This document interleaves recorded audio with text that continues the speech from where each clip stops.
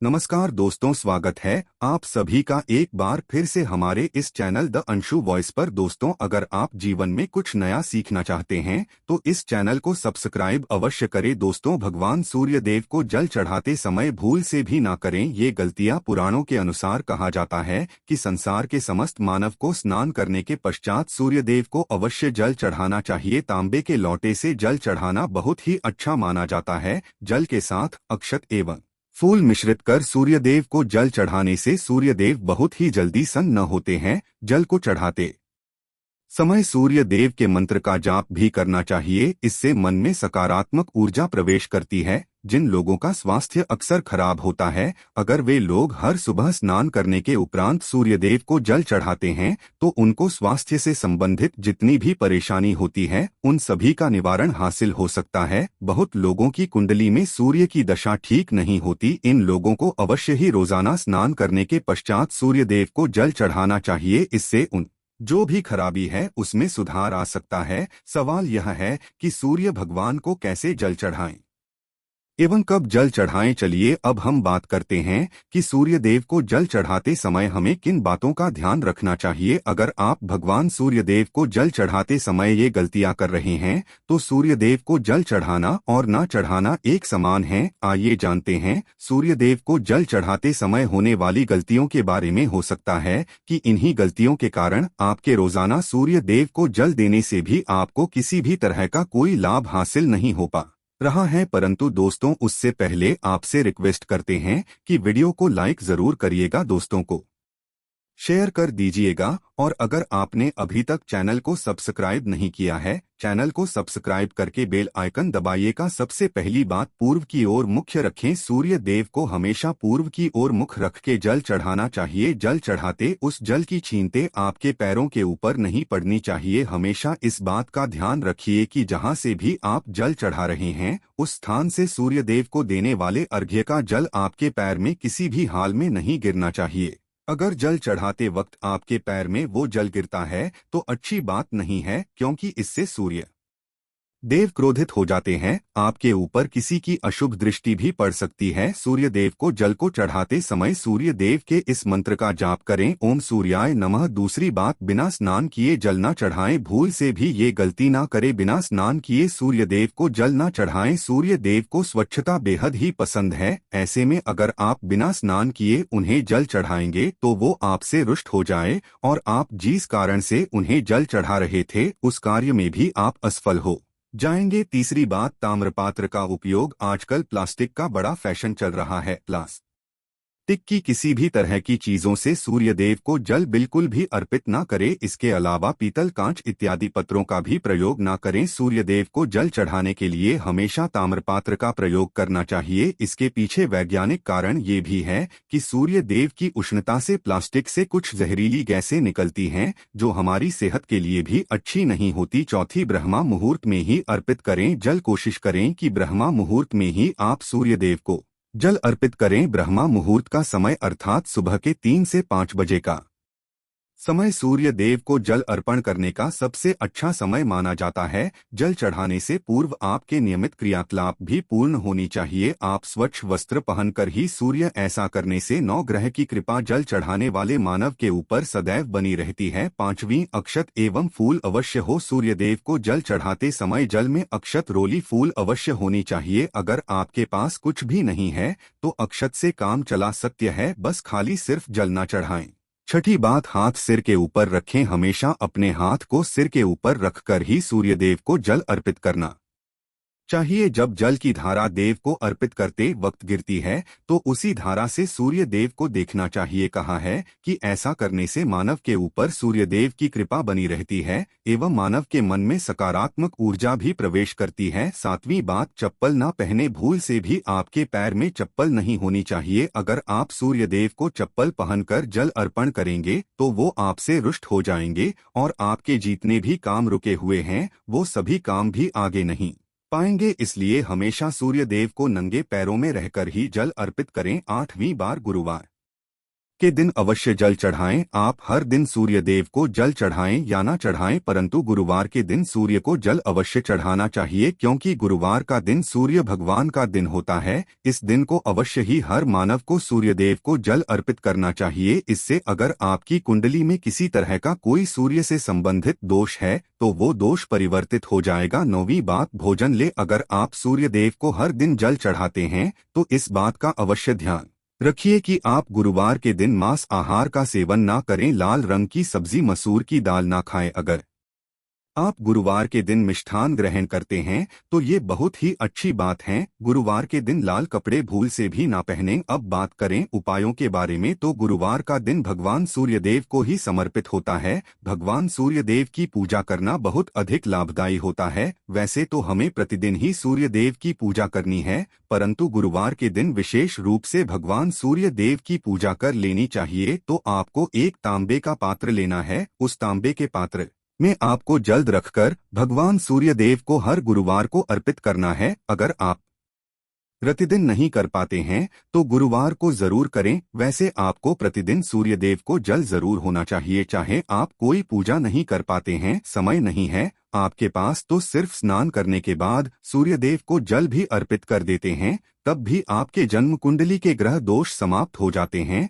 और आपको जो भी परेशानियां होती हैं उन परेशानियों से मुक्ति मिलती है। जब आप सूर्यदेव को जल अर्पित करते हैं, गायत्री मंत्र का जाप करें। गायत्री मंत्र का जब आप यथासंभव कर सकते हैं, अगर आपके पास समय है तो 108 बार कर लीजिए, नहीं तो जितनी देर आप जल दे रहे हैं वहां पर खड़े होकर सूर्यदेव के सामने 5 मिनट तक कर लीजिए। इससे बहुत लाभ होता है। गायत्री मंत्र का जप करने से, जैसे सूर्यदेव को जल अर्पित करते समय जब हम गायत्री मंत्र का जप करते हैं तो हमारी नौकरी में अगर कोई बाधा आती है तो वो दूर होती है, नकारात्मक ऊर्जा दूर होती है। गुरुवार के दिन सुबह जब आप सूर्यदेव को अर्घ्य देते हैं तो उसमें थोड़ा सा गुड़ लीजिए। इससे क्या होगा, इससे आपकी सभी कामनाएं पूर्ण होंगी। अगर आप भगवान सूर्यदेव को जल अर्पित करते हैं, उसमें साथ थोड़ा गुड़ मिलाकर अर्पित करते हैं तो आपकी सभी कामनाएं पूर्ण हो जाती हैं। भाग्य का साथ बहुत लोगों को नहीं मिलता है। बहुत से लोग कंप्लेंट करते हैं कि हमारा भाग्य हमारा साथ नहीं देता है। ऐसे में भाग्य का कारक माना गया है, प्रबल कारक माना गया है सूर्यदेव को। तो जब आप सूर्यदेव सुबह जल देते हैं तो जल देते समय आपको गायत्री मंत्र का जप करना है और उसके अलावा आपको भाग्य का साथ चाहिए तो गुरुवार के दिन गुड़ और चावल का दान करना अच्छा माना जाता है। गेहूं का दान भी कर सकते हैं। गेहूं और गुड़ का दान करना बहुत श्रेष्ठ माना जाता है और इसको करने से आपके सभी काम बनने लग जाते हैं। अगर आप ये दान करते हैं तो सूर्य देव की कृपा से आपके जो काम होते हैं, जो रुके हुए हैं, बनने जाते हैं। भाग्य का साथ आपको हासिल हो जाता है। अगर आपके आत्मविश्वास में कमी आ गई है, पराक्रम में कमी आ गई है और आत्मविश्वास आपका कमजोर होता जा रहा है, तो ऐसे में आपको चाहिए कि गुरुवार के दिन अपने माथे पर लाल चंदन का तिलक लगाएं। लाल चंदन जल में डालकर भगवान सूर्य देव अर्घ्य दे दीजिए और अपने माथे पर भी आपको लाल चंदन का तिलक लगाना है।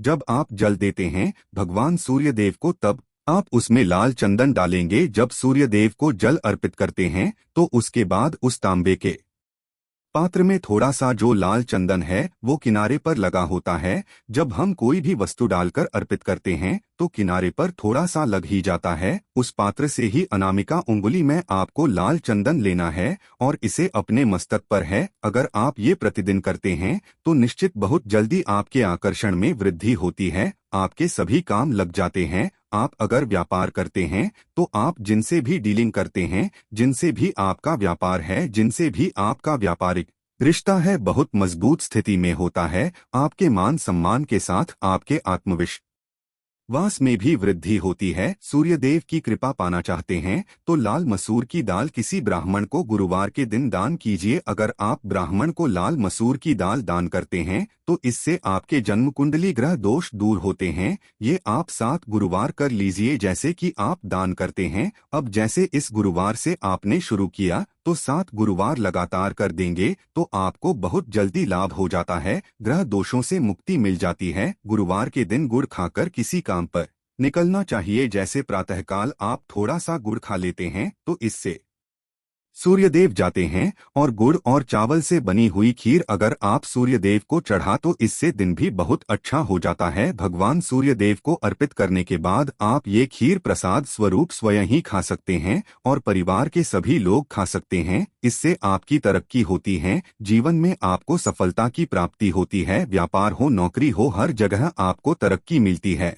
और अगर आपके घर में कोई बीमार है, बहुत समय से बीमार है, तो उनसे कहें कि वो सूर्यदेव को तांबे के पात्र में रोली लाल फूल डालकर अर्पित लाल फूल आप कोई भी ले सकते हैं। गुलाब का गुड़हल का जो भी लाल पुष्प उपलब्ध हो उसको तांबे के पात्र में डालकर थोड़ी सी रोलियां लाल चंदन डाल सकते हैं। ऐसा करने से सूर्य ग्रह बलि हो जाता है तो आत्मविश्वास वहां से बढ़ता है। आत्मा के कारण है सूर्य देव, और जब हमारा आत्मविश्वास बढ़ता है रोगों से मुक्ति मिलती है, नकारात्मक शक्तियों से छुटकारा मिल जाता है, दवाइयाँ जल्दी ही काम करने लग जाती। गुरुवार के दिन आदित्य हृदय स्तोत्र का पाठ जरूर करना चाहिए। अगर आप चाहते हैं आपको सूर्य ग्रह का पूर्ण लाभ हासिल हो, चाहे आपकी जन्म कुंडली में सूर्य मजबूत स्थिति में भी हो, तब भी गुरुवार को आपको आदित्य हृदय स्तोत्र का पाठ जरूर करना चाहिए। आदित्य हृदय स्तोत्र का पाठ अगर आप 3 बार करते हैं प्रतिदिन या फिर 3 बार गुरुवार को भी कर लेते हैं तो इससे भी आपके जीवन की परेशानियां दूर होती है। आपके मन में कोई भी ना हो, हमने शुरू में ही कहा, गुण चाहिए, संतान चाहिए, मान चाहिए, आत्मविश्वास चाहिए, शिक्षा में सफलता चाहिए, नौकरी में सफलता चाहिए, सरकारी नौकरी चाहिए। जीवन में आपकी कोई भी परेशानी हो, उस परेशानी से मुक्ति पाने के लिए आपका आत्मविश्वास बली होना बहुत आवश्यक है। अगर आपके अंदर आत्मविश्वास होगा तो आप किसी भी परेशानी से मुक्ति पा लेंगे। और आत्मविश्वास की प्राप्ति तभी होती है जब हमारी जन्म कुंडली में अच्छी स्थिति में एक बहुत ही अचूक उपाय हम आपसे शेयर करने वाले हैं। ये आप जरूर कीजिए। अगर आप किसी भी तरह से किसी भी परेशानी से घिरे हुए हों, कोई भी आपकी विशेष कामना है तो ये उपाय जरूर कीजिए। सूर्य को आप जब जल देते हैं तो जल देते समय जल में आपको एक बिल्वपत्र डालना है और इस बेलपत्र के साथ भगवान सूर्यदेव को जल देना है। तो आप तांबे का पात्र ले लीजिए, उसमें थोड़ा सा जल डालें, थोड़ा सा जल डालें, थोड़ा सा रूली डालें और इसके साथ ही एक बेलपत्र डाल दीजिए। आप थोड़े से अक्षत कर सकते हैं। क्या होता है, चावल होता है जिसके टूटे हुए दाने ना हो, बिल्कुल साबुत चावल होता है, उसे अक्षत कहा जाता है। तो थोड़े से अक्षत, रोली और बेलपत्र डालकर भगवान सूर्यदेव को जल देना है। 7 बार में आपको जल देना है। जैसा कि बताया जाता है आपको 3 बार में जल देना चाहिए। रोक रोक कर एक ही पात्र का जल हम 3 बार में देते हैं। हमें बिल्वपत्र डालना है तो इस विशेष सामग्री की वजह से हम इस जल को 7 बार में भी दे सकते हैं। तो आप रोक उसी जल को, एक पात्र के जल को ही 7 बार में दीजिए। भगवान सूर्यदेव को देखते हुए आपको मंत्र भूलना, ओम रीम सूर्याय नमः, ओम रीम सूर्याय नमः। तो इस तरह से आप इस मंत्र को बोलते हुए अगर सूर्यदेव को जल अर्पित करते हैं तो जल्दी ही आपके मन की कामनाएं पूर्ण हो जाती है। आपकी जो भी कामना है भगवान सूर्यदेव से कहेंगे। थोड़े समय तक आप आदित्य हृदय स्तोत्र का पाठ कर सकते हैं, चाहे तो 1 या 3 बार या फिर 108 बार गायत्री मंत्र का जाप कर लीजिए, या भगवान सूर्यदेव का कोई भी एक मंत्र जिसका आप 108 बार जप कर सकते हैं। जरूर इस प्रयोग को करने के बाद कीजिए, इससे आपकी कामना बहुत जल्दी पूर्ण हो जाती है। दोस्त, आज की वीडियो में हमने सूर्य को मजबूत करने का उपाय बताया। सूर्य को मजबूत करना बहुत आवश्यक है। सूर्य आत्मा के कारक है और सबसे जरूरी है आत्मविश्वास का बली होना। अगर हम जीवन किसी भी तरह की सफलता पाना चाहते हैं तो बहुत जरूरी है कि आप सूर्यदेव की आराधना कीजिए, प्रतिदिन कीजिए और गुरुवार के दिन विशेष रूप से कीजिए। उम्मीद करते हैं आज की वीडियो से आपको लाभ अवश्य होगा। आज के लिए बस इतना ही दोस्तों। अगर ये वीडियो पसंद आया है तो वीडियो को लाइक करिएगा। और दोस्तों, अगर आप भी यही चाहते हैं कि मां लक्ष्मी की कृपा आप पर बनी रहे तो चैनल को सब्सक्राइब जरूर कीजिएगा। धन्यवाद।